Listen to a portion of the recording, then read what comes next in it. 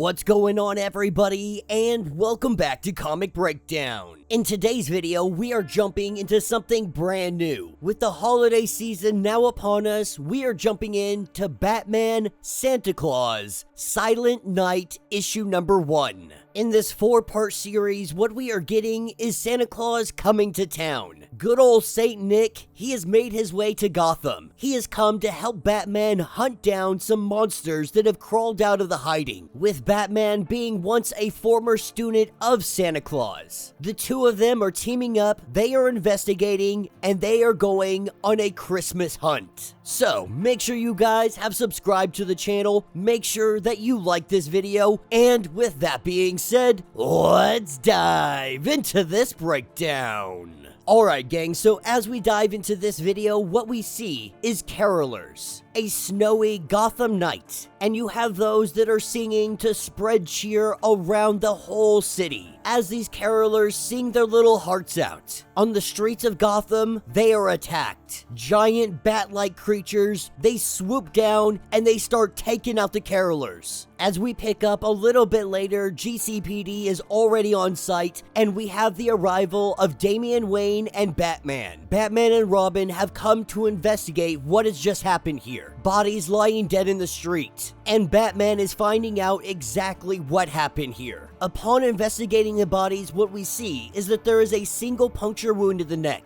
The bodies are also completely drained of blood. At first glance, this looks like vampires, as Batman and Robin slowly deduce who this could be. Knowing that Man-Bat is already locked away, Batman called in some backup, somebody that might be able to help on what is going on here. With a giant blinding light, we have the arrival of Zatanna, using a snow transport spell to get herself here. Batman asking Zatanna what you think this is. Is this vampires or is this something else? And so with Zatanna doing a spell, being able to recollect everything that happened right here on this spot, what we see is a bat-like creature, what is referred to as a Drog.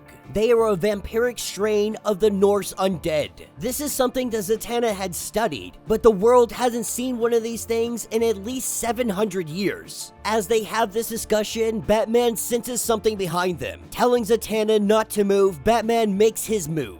The creature coming out of the snow. Batman wastes no time throwing a batarang, and while this creature is able to make its getaway, we see a second one. It grabs hold of young Robin and it tries to fly away. With Robin extending his feet out, Batman grabs hold, knowing that the Drog cannot carry both of their weight. This allows it to drop Robin, and when it goes to fly away and try to make an escape, we see a wooden stake that is driven right through its back, as the vampire falls from the sky dead. Up on a nearby rooftop, what we see is Santa Claus. Good old Saint Nick wielding a crossbow and riding Prancer. He lets Batman know that he came as soon as he heard. The Drog have never gotten this far. They have never got further than Northern Europe. But to see them free again, to see them here in Gotham, he knows that this is bad tidings. Both Zatanna and Robin are starstruck.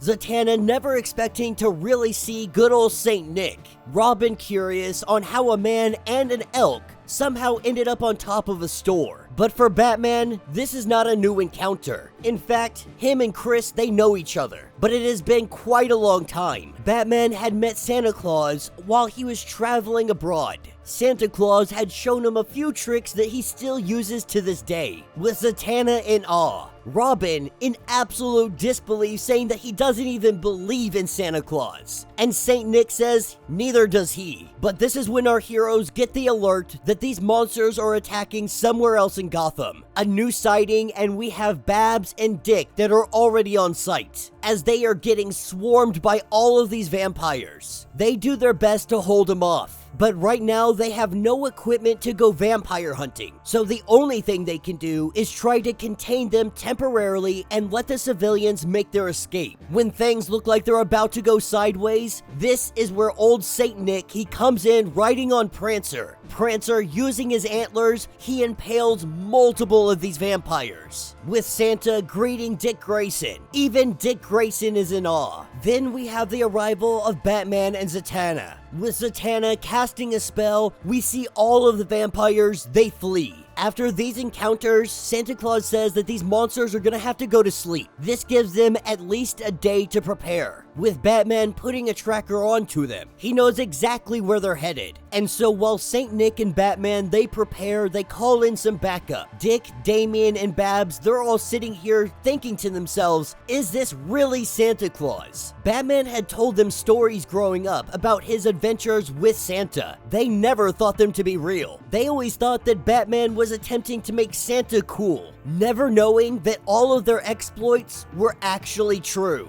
This is where Zatanna, she has a book from her library, one that might help them understand who this Saint Nick is. Throughout history, there have been many stories. Santa Claus, Kris Kringle, Father Christmas, you name it, they have been out there. But she has one story that seems to line up, an entry that connects the Scandinavian myths around the time ancient Vikings honored Wotan, Freya, and Thor. It goes on to describe a mighty woodsman, a crafter. In that age, dangerous creatures had roamed the wilds, from Asgard into our own very worlds. And so the Nordic people, they prayed, and the heroes heard them. Every year, these heroes, they would gather for the wild hunt, a ride to capture the deadly beasts or slay the most deadly ones of them. The craftsman, he would ride his stag into battle along the greatest hunters in Norse pantheon. Every year, the hunters, they would split up and they would seek out different monsters. On one fateful year, Saint Nick was hunting down the beast man known as the Krampus. But when Santa encountered him, he found that the beast, he was less deadly and more of a practical joker. There was no need to slay Krampus. He had used his fearsome visage to really just amuse himself. And so as Saint Nick and Krampus return back to their land, they quickly find that they are unable to do so. The path home was destroyed. Some say it was Ragnarok. Some say they just forgot the woodsman. Regardless, the path never opened up again. And with time, the legends of the gods had faded. The two remained among the humans. Krampus's nature was the same. He couldn't stop scaring children. And so Saint Nick, as a token of apology, he made toys for the kids. The two would continue on searching the land for monsters. This is where, in real time, Saint Nick says that those are silly tales. But he also lets the heroes know that he will stay near until all the vampires have been dealt with. With Barbara going on to say that don't you have something coming up, referring to Christmas. The truth is, Saint Nick hasn't been around for Christmas in centuries. He had hunted and trapped all of the vampires, but somehow they have been let loose. That is why Saint Nick is here today. Someone freed them from the catacombs that he sealed himself into, deep underground. The only one to know where it was him. This is where Robin says that it was Krampus. After looking at some photos from the first crime scene, what we see are some hoof prints in the ground, cloven hooves like a ram.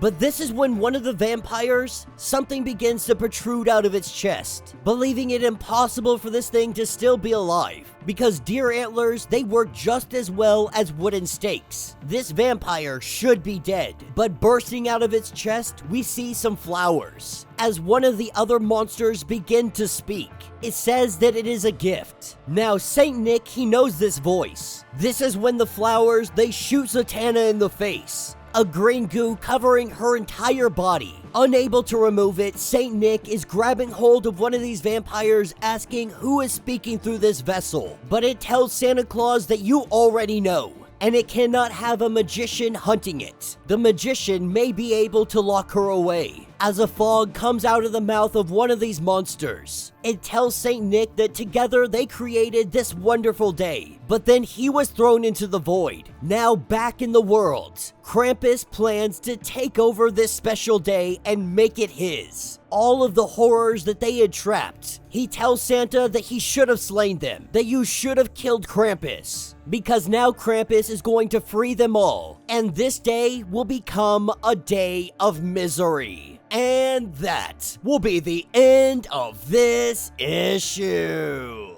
So let me know what you guys think down in the comments. Absolutely fun, absolutely enjoyable. Not only is the story awesome, but the artwork is just as equally dope. I love the incorporation of this version of Saint Nick as well as Krampus. Now, many of us know, Krampus from its base origins here in reality. I like this take on things. The idea that Santa Claus, he rode out with Thor every single year. They would hunt the monsters, but upon coming upon Krampus, he learned that Krampus was nothing more than a jokester, a trickster, someone that scares children, but doesn't actually hurt them. And I'm sure that we're gonna hear and learn about the exploits of Krampus and Santa over the centuries working together to hunt down all of these monsters. But obviously, Krampus, he's got a bone to pick with Santa. At some point in time, the two of them must have had a falling out, and so Krampus has returned for his revenge, to make St. Nicholas pay, and take this beloved holiday that they had created together, and make it a day of terror. So let me know your thoughts, let me know your theories. If you would like to get completely caught up on everything that we currently have coming out from DC Comics, go ahead, check out the link in my description as well as the top of this video. It'll get you completely caught up on everything that we have been covering so far with the dawn of DC. If you would like to support the channel, you can always do so by joining the channel membership. Much like Patreon, having multiple different tiers, from $1 to $50. From loyalty badges to comics every single month. Not only are you helping out the channel tremendously, but you are getting tons of perks in the process. If you're unable to do this, do me a favor, subscribe to the channel, like this video, hit that notification bell, and with that being said, until the next breakdown.